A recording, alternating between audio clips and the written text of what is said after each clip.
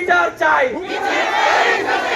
হুমায়রা হত্যার বিচার চাই। রাজশাহীর দুর্গাপুরে 4 বছরের শিশু হুমায়রা জান্নাত হত্যার ঘটনায় জড়িতদের গ্রেপ্তারের দাবিতে মরদেহবাহী অ্যাম্বুলেন্স আটকে বিক্ষোভ করেছে এলাকাবাসী। এ সময় সড়ক অবরোধকে কেন্দ্র করে পুলিশের সঙ্গে কয়েক দফা সংঘর্ষের ঘটনা ঘটে। নিখোঁজের প্রায় 21 ঘন্টা পর গত শনিবার দুপুরে বাড়ি থেকে প্রায় 150 মিটার দূরে হুমায়রার মরদেহ উদ্ধার করা হয়। পরে রাজশাহী মেডিকেল কলেজ হাসপাতালে ময়নাতদন্ত শেষে রবিবার দুপুরে তার মরদেহ বাড়ি নিয়ে যাওয়া হচ্ছিল। তবে বিকেল 3টার দিকে হাটকানপাড়া বাজার এলাকায় স্থানীয় লোকজন মরদেহবাহী অ্যাম্বুলেন্স থামিয়ে বিক্ষোভ শুরু করেন। তারা মানববন্ধন ও সড়ক অবরোধ করে হত্যাকাণ্ডের সঙ্গে জড়িতদের দ্রুত গ্রেপ্তার ও দৃষ্টান্তমূলক শাস্তির দাবি জানান। এক লাইটেই নিশ্চিন্তে চলে দিনের পর দিন। Walton emergency bulb, the best emergency bulb. এতে ওই সড়কে যান চলাচল বন্ধ হয়ে দীর্ঘ যানজটের সৃষ্টি হয়।